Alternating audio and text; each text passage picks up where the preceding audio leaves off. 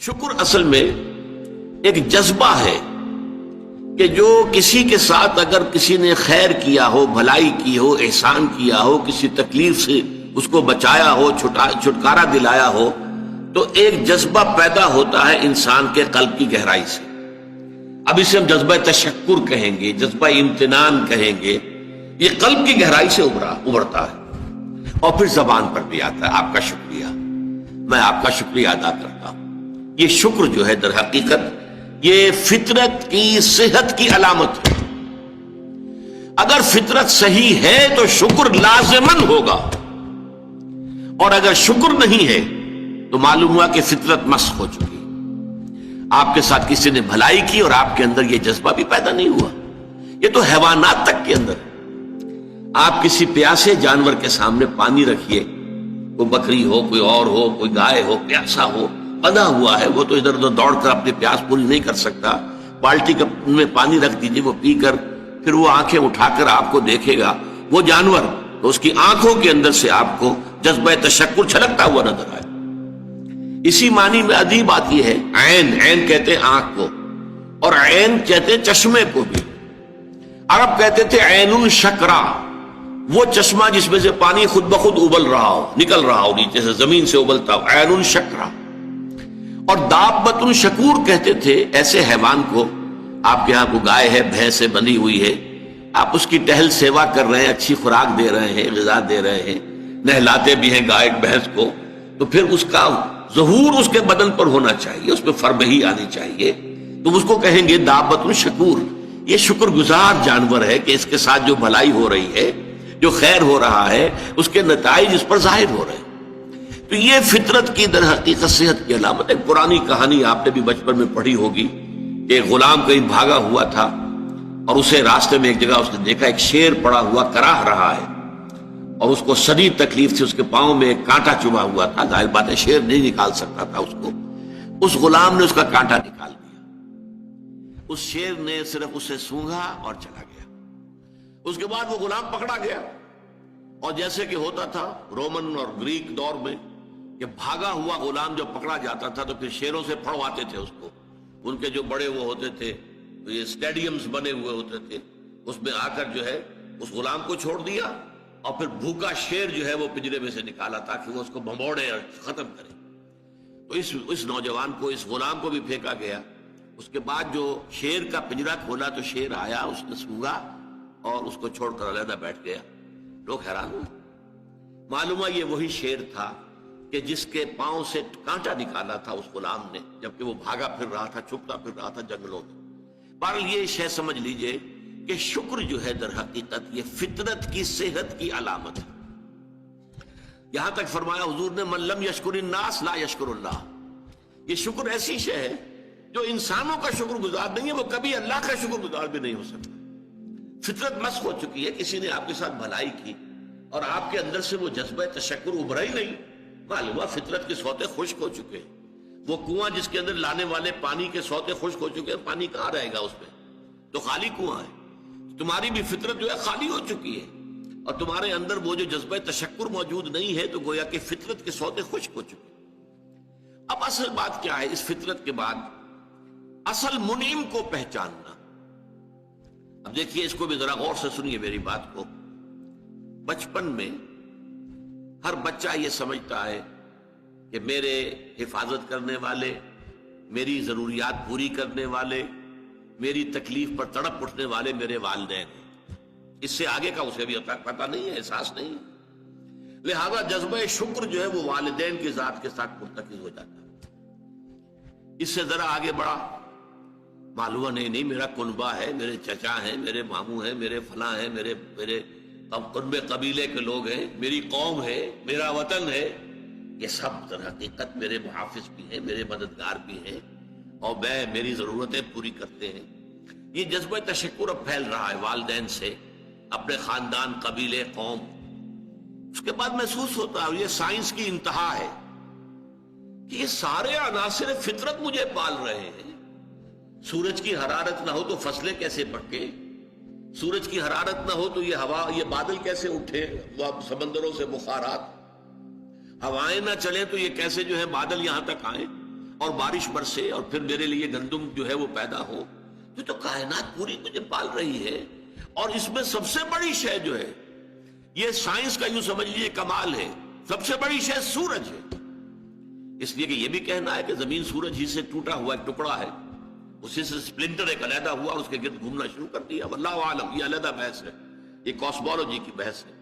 لیکن یہ ہے کہ بہرحال ہم جانتے ہیں یہ شکر کا جذبہ پھر آ کر مرتکز ہوتا ہے یہ تمام مظاہر فطرت کے اوپر. اب اس کے بعد صرف ایک چھلانگ لگانے کی ضرورت ہے، وہ چھلانگ جو حضرت ابراہیم نے لگائی تھی. سورہ انعام میں ذکر ہے، انہوں نے ایک تارے کو دیکھا تو کہا اچھا شاید یہ میرا رب ہے. جب وہ ڈوب گیا، غروب ہو گیا، تو نہیں میں تو غروب ہونے والے کو تو رب نہیں مان سکتا. پھر چاند کو دیکھا، وہ بڑا روشن تھا، بہت بڑا تھا، اچھا یہ رب ہے. جب وہ بھی ڈوب گیا، کہا نہیں اگر میرے رب نے مجھے ہدایت نہ دی. پھر دیکھا سورج کو، ھذا اکبر ھذا ربی ھذا اکبر. فلما افلت، جب وہ بھی غروب ہو گیا تو پھر اس کے بعد جو چھلانگ لگائی انہوں نے کیا، انی وجہت وجہی للذی فطر السماوات والارض حنیفا. میں نے اب اپنا رخ کر لیا ہے، اپنا چہرہ کر لیا ہے رخ پر اس ذات کے جس نے آسمانوں اور زمین کو پیدا کیا ہے، جو سورج اور چاند اور ستاروں کا پیدا کرنے والا ہے. حنیفا، یکسو ہو کر. وما انا من المشرکین، اور میں ہرگز مشرکوں میں سے نہیں ہوں. یہ ہے عقل کی آخری چھلانگ. سورج بھی ایک نظام میں جکڑا ہوا ہے، کسی اور نے اس کا نظام بنایا ہے، اس کی حیثیت کچھ ہے ہی نہیں. اس پوری کائنات کی وسعت اور پہنائی میں یہ جو خورشید منور ہے یہ کیا ہے؟ یہ ایک ذرے کے مانند ہے. پوری کائنات کی billions and billions of galaxies, اور ہر گیلیکسیز میں billions and billions of stars. اندازہ تو کیجئے اس کی وسعت کا کوئی تصور ممکن ہے؟ انسان کو چکر آتا ہے.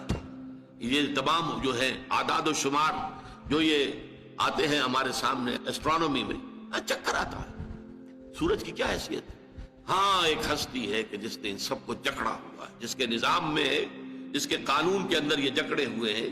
بحسبان، یہ ایک حساب کے ساتھ چل رہے ہیں اور حساب کسی نے معین کیا ہوا. یہ ہے در حقیقت عقل کا کام. یعنی فطرت کی سلامتی، جذبہ تشکر. شکر کس کا؟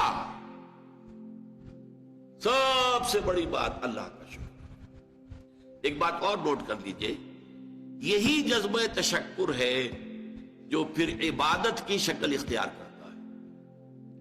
دیکھیے شکر، آپ کے ساتھ کسی نے بھلائی کی، آپ کی فطرت کا تقاضا نمبر 1 یہ کہ اس کا شکریہ ادا کریں. نمبر 2 یہ کہ آپ بھی کوشش کریں کہ کوئی میں بھی اس کی خدمت کروں، کو میں اس کو بدلہ دوں. هل جزاء الاحسان الا الاحسان، بھلائی کا بدلہ سوائے بھلائی کے اور کیا ہو سکتا ہے؟ لیکن فرض کیجئے کہ وہ ہستی اتنی بلند و بالا ہو، والدین کی آپ کچھ نہ کچھ خدمت کر کے کچھ کسی درجے میں، جو انہوں نے بچپن میں پالا پوسا تھا، کسی درجے میں آپ اس کا جواب، اس کا بدلہ دے سکتے. بڑھاپے میں یہ ہے کہ انہیں فلا تقل لهما اف ولا تنهرهما، انہیں اف تک نہ کہا جائے، انہیں جھڑکا نہ جائے، ان کی اطاعت کی جائے، ان کی فرما برداری کی جائے. ہاں ناحق بات میں ان کی بات نہیں ماننی، شرک پہ مجبور کریں تو ان کو نہیں ماننا، ان کے حکم کو، لیکن باقی یہ اور چیزوں کے اندر ماننا. تو یہ سارا معاملہ یہ کسی نہ کسی درجے میں آپ نے اسے بدلہ دے دیا اور جو بھی ہے. لیکن جہاں کہیں ایسی ہستی کا شکر ہے کہ جسے آپ کو بدلہ دے نہیں سکتے، سورج کو کیا بدلہ دیں گے، وہاں یہی جذبہ تشکر جو ہے جذبہ عبادت میں ڈھل جاتا ہے. ہاتھ جوڑ کے کھڑے ہو گئے سورج کے سامنے، ڈنڈوت کر رہے ہیں، سجدہ کر رہے ہیں. یہ کیا ہے، کیوں ہے؟ یہ وہی جذبہ تشکر ہے کہ اس سورج ہی سے ہمارا سارا نظام چل رہا ہے، میرا پورا وجود یہ در حقیقت اسی کے ذریعے سے اس کی ساری ضرورتیں اور سارے تقاضے پورے ہو رہے ہیں. یہی جذبہ تشکر ہے جو جذبہ عبادت کی شکل اختیار کرتا ہے. اور جب جذبہ تشکر صحیح جگہ جا کر لگ گیا، یعنی جیسے کہ میں مثال بارہا دیتا رہا ہوں کہ اگر آپ کو کسی اونچی فصیل پر چڑھنا ہے اور آپ کے پاس جو ہے وہ ایک کمند ہے، تو پہلے کمند کو آپ پھینکیں گے اونچا، آپ کے بازو میں طاقت ہونی چاہیے. اگر بازو میں طاقت ہی نہیں ہے تو کمند کہیں قریب ہی جا کے اٹک گئی، تو جہاں تک وہ اٹکی ہے وہیں تک چڑھ سکتے ہیں نا، اس سے آگے تو نہیں جا سکتے. تو کمند کو پہنچانا ہے پہلے اونچائی تک. اب دیکھیے اس کو اقبال نے کہا ہے یزداں بکمن داور، اے ہمت مردانہ، تمہاری کمند یزداں کے ساتھ جا کر جڑے، اللہ کو پہچانو۔ تمہاری عقل کا جو ہے در حقیقت امتحان یہ ہے کہ اصل منعم حقیقی، اصل محسن حقیقی، اس کے انعامات، اس کے احسانات، اس نے تمہیں پیدا کیا، تمہاری ضرورت کی چیزیں پیدا کی۔ ان تعدوا نعمت اللہ لا تحصوها، اگر تم اللہ کی نعمتوں کو گننا چاہو کبھی احسان نہیں کر سکتے، کبھی ان کی گنتی نہیں کر سکتے۔ اس کے لیے تمہارا جذبہ شکر جو ہے وہ ڈھل جانا چاہیے جذبہ عبادت میں۔